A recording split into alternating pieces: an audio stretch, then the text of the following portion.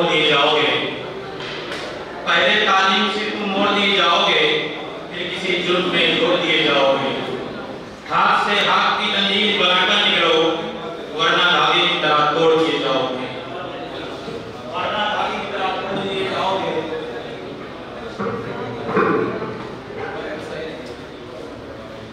तो मेरे प्यारे मंसूरी भाइयों, जैसे कि तालीम का जो है साहब बोल रहे थे, तो ऐसा नहीं है कि मंसूरी बिरादरी में जो है सब जो है पहले हैं। ये कहिए कि हम जो है उनसे ताल्लुकात बनाए नहीं, हम उनके कंटेक्ट में आए नहीं, इसलिए हम उनसे अनजान हैं। हम बताते हैं आप आए तो सही, पहले प्रोग्राम जो आए तो सही, हम तो दूसरों कामों के लिए टाइम निकाल लेते हैं, मगर मंसूरी बिरादरी यहाँ मीटिंग होती है, कहते हैं बट ये क्या कर जाता है खाली वो कहने वाली बात है। इसलिए जब आप जो है बिरादरी की मीटिंग में आएंगे, बिरादरी के लोग साथ बैठेंगे, बिरादरी के बारे में जानेंगे कि बिरादरी के लोग कहाँ हैं, किस किस ओहदे पर पाए हैं। आपके जो अलीगढ़ मुस्लिम यूनिवर्सिटी है उसका जो रजिस्ट्रार है हामिद मंसूरी साहब हैं, सबसे बड़े ओहदे पर वहाँ बैठे हुए हैं। आपके कानपुर के जो जज हैं सफेद मंसूरी साहब हैं, आपके मेरठ के जज हैं गुलमुर्दार साहब हैं। ऐसे नहीं बहुत सारे जो है आलाधिकारी बैठे हैं। आपके दिल्ली अगर जाते होंगे, कश्मीरी गेट थाना है, वहाँ का जो एसओ है वो जो है वसीला मंसूरी साहब हैं। तो मंसूरी जो है बहुत सारे ओहदे पर हैं। अभी आप देखे होंगे हमारा जो मंसूरी चैनल की सत्र है मंसूरी टीवी, उस पर आए दिन अभी मैंने खबर कर डाला है, आप देख सकते हैं जिशान अहमद मंसूरी जो है उसको अमेरिका में जो है एजुकेशन का जो है अवार्ड दिया गया है। पहले आप तालीम से जुड़े और पहले बिरादरी के लोगों से जुड़े, तब बिरादरी की हालात अच्छी और खराब दोनों मालूम पड़ेगी। क्योंकि हमारे अंदर भी क्या है, इख्तिलाफ ज्यादा है, एक दूसरे से दूरियां ज्यादा है। हम तो देखते हैं मौलाना रहते हैं, सिर्फ सुल्तानपुर खास जो है और मौलाना कस्बा, ये दोनों का जो है मुश्किल से 1 किलोमीटर का जो है दूरी है। मगर अफसोस की बात है कि वहाँ का मंसूरी बात नहीं जानता, वहाँ का ये हालात हमारे हैं। ऐसा नहीं है, बहुत सारे लोग हैं जो बैठे हैं और लंबी चाहिए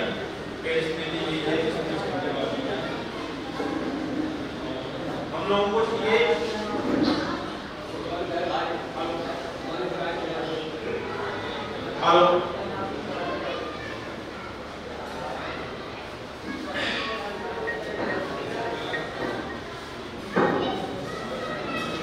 हम चाह रहे हैं कि पहले तो एक चीज हम लोग को मालूम आते हो जाए कि जो हम मंसूरी लिखते हैं, मंसूरी लगा मिला कहाँ से, ये भी बहुत जरूरी है।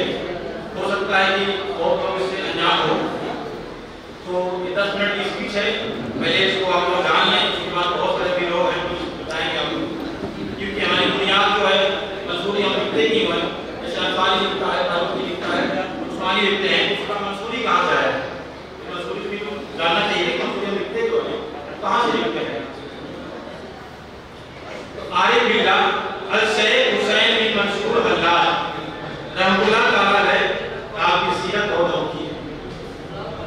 जिसके अब्द हैरान है, आपका नाम हुसैन है, अवाम में आपको मंसूर के नाम से मशहूर है, असल में आपका नाम हुसैन है।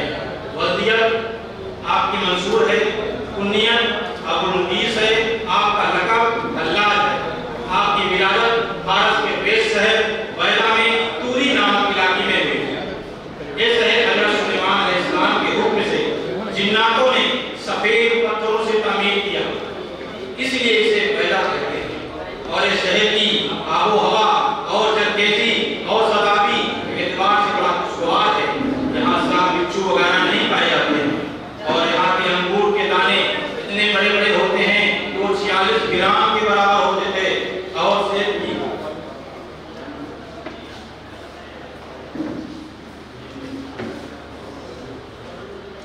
और वहां पर जो सेब की जो है चौड़ाई होती थी, गोलाई होती थी, वो 142 की मिताद होती थी।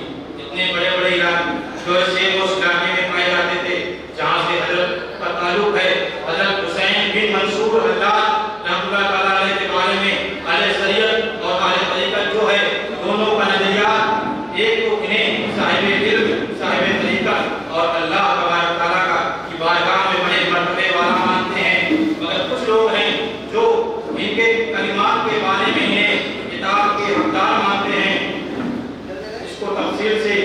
मिलेंगे।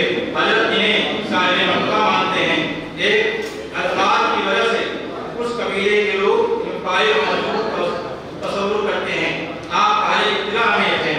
अल्लाह तबारक ने आपने बंदों में बुलंदी के दर्जात के लिए इस तरह अजमाइशों में मुब्तला किया करता है, जिस तरह अहमद बिन हम्बल रहमतुल्लाह अलैह और दीगर अकाबिर आले दीन को आस्तीन बदगवाहों और जालिम हुक्मरानों की अकाबिर और अंदेशी से बिना पर मसाइल का सामना करना पड़ता था। इस तरह शेख हुसैन बिन मंसूर अल्लाह रहमतुल्लाह अलैह को भी इम्तिहान की भट्टी से गुजरना पड़ा। इम्तिहान भी ऐसा कि हैरान हो जाए। इससे पहले आपके बारे में कुछ और सुनते हैं। आपकी नज़्म-ओ-नुमा तक तालीम उस स्तर के मकान पर हुई। 2 साल तक अहल बिन अब्दुल्लाह मुश्तरी के सोबत में रहे। फिर अपने बगदाद पर रुख किया। आपकी जिंदगी में बहुत से नज़र-ओ-फराज आए और मामलात जिंदगी का तब्दील होते रहे। आप कभी टाट के लिबास चेहरे तंग करते, कभी कंसीला और चादर पहन लेते, बाद औकात लंबा चौड़ा इमामा इस्तेमाल करते। एक अरसे तक उमर बिन उस्मान मक्की और हजरत जुनैद बगदादी के सोबत में रहे और आपने आपके चाहने वालों के साथ साथ हास्तीन की भी तादाद बढ़ती चली गई। आखिरकार आपने सूफियाना लिबास उतारा और दुनिया के हमनसीब हो गए। 5 साल तक मंदिर से गायब रहने के बाद फिर दोबारा तसव्वुफ के जानिब आए हुए और जमाने ने आपको चंद कुतुब तहरीर फरमाई। आपके मुजाहिदात ऐसे हैं, सुभान अल्लाह। आपने अपनी जिंदगी में बेशुमार मुजाहिदात किए, जबकि आप खुरासान से इराक फिर वहां से मक्का मुकर्रमा आए और 1 साल तक खतीम में बैठे रहे। सिवाय वुजू और तवाफ के अपनी जगह से नाटते थे। ना धूप की परवाह, न सर की नस्बत की फिक्र रहती थी। रोजा से रहते थे और मगरिब के बाद चंद घूंट पानी, एक रोटी से 3 लुकमा खाते, बाकी वापस कर देते थे। यानी पूरा साल खतीम में बैठकर उन्होंने गुजारा। मेरे प्यारे मंसूरी भाइयों, आपको जब कैद में डाला गया तो आपको टखनों से घुटनों तक लोहे की बेड़ियां होती थी, मगर आप फिर भी अपने एक अजान नवाफिल पढ़ते थे। और आप कैद में हैं तो उस वक्त जेल के 300 कैदियों से कहा, क्या आप आजाद होना चाहते हैं? कैदियों ने कहा, आप खुद जो है गुलाम के कैद में हैं, आप मुझे कैसे आजाद करेंगे? आपने उन 300 कैदियों पर निगाह दौड़ाई तो बेड़ियां खुल जाती हैं और कहा दरवाजा बंद है। आपने दरवाजे पर नजर फैलाई, डाली तो दरवाजा खुलता है और 300 कैदी बाहर चले जाते हैं, मगर आप फिर भी कैद में रहते हैं। उसमें वसीयतें जारी है। ये अल्लाह वालों की बातें हैं। बहरहाल जब जेला के अफसरान आए तो कहा कि तुमने 300 कैदियों को क्यों छोड़ दिया? इसलिए ठहर गया कि आप आका की इताअत यानी मुझ पर इम्तिहान डालो और डाल दीजिए, क्योंकि रब की मर्जी है। मेरे मंसूरी भाइयों, अब आपको फांसी दिए जाने का हुक्म दिया गया। आपको किस तरह शहीद किया गया? मंगल का दिन था, 23 जुल्क़ादा 303 से हिजरी को एक वजह थी जिसके बिना पर आपको फांसी का हुक्म दिया गया। लोग आपके मर्तबे को पहचान न सके। फिर क्या हुआ? आप बाहर निकालकर 1000 कोड़े फिर एक करके हाथ पांव काटे गए, गर्दन तन से जुदा कर दी गई। उसके बाद आपके जिस्म को जला दिया। मेरे मंसूरी भाइयों, जब आपको पूरे लगाए जाते थे, आपको जब पूरे लगाए जाते थे, बताया जाता है कि कोड़े पर कोड़े खा रहे थे। कमाल इस्तिकामत थी कि मुंह से भी नहीं निकलता था। अबुल अब्बास बिन अजीज का बयान है कि मैंने अपने बहुत करीब कोड़े पर अहद की सदा बुलंद करते थे। इसी तरह आपके बारे में आता है कि जब आपके जिस्म को आग लगाई जा रही थी तो कटे हुए हर हिस्से से अनाघात की आवाज आती थी। चुनांचे आपके जिस्म को जला दिया गया। यही मजीद फितना न बर्पा हो जाए। और फिर क्या हुआ? आपके जिस्म को जलाकर राख को दरिया नजर में डाली गई तो राख जल जाती, उधर से जिक्रुल्लाह की आवाज आती। अचानक दरिया में बाढ़ आ गई।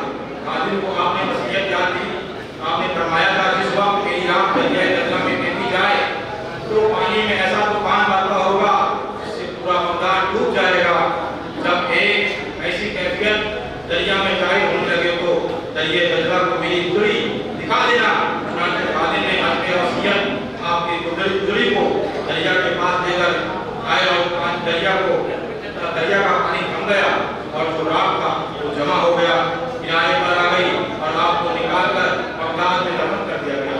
और आपके बारे में आता है कि आपका लक़ब अल्लाह का माने होता है दुनिया। उसका सबब है कि आप एक बुरी ढूंढने वाले की दुकान पर पहुंचे, तो आपने उस दुनिया को किसी काम से भेजना चाहा, तो उसने कहा मुझे ढूंढने से फुर्सत नहीं है, आपके काम तो मैं कहाँ जाऊँ? आपने कहा तू मेरा काम कर दे, मैं तेरा काम कर देता हूँ। तो हजरत के काम के लिए गया। जितनी देर में वापस आता है, देखकर हैरान हो गया कि दुकान में जितनी रुई थी सारी की सारी रुई पूरी कर दी थी, ताकि उतनी रुई एक मुद्दत में होना दुश्वार था। इसी वजह से आपका लक़ब अल्लाह पड़ा और आप अल्लाह के नाम से मशहूर हुए। इसी वजह से मंसूर के नाम से हज़रत हुसैन बिन मंसूर अल्लाह के लक़ब से ही मंसूरी बिरादरी अपने नाम के आगे जो है मंसूरी लगाती है। यह है हुसैन बिन मंसूर अल्लाह के जो है जीवित थी। और इतिहास भी जानना हम लोग के लिए जरूरी है, क्योंकि मंसूरी लक़ब मंसूरी कहाँ सीखते हो जानना भी जरूरी है कि हुसैन बिन मंसूर अल्लाह के नाम से। और अब आगे का जो है आप लोग सामने करने वाले हैं मौलाना कमालुद्दीन कारी मंसूरी साहब।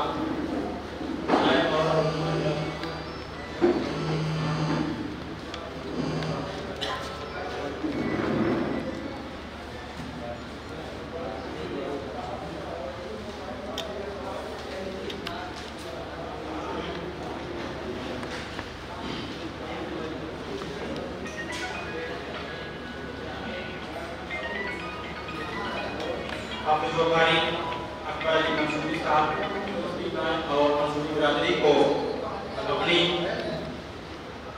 बात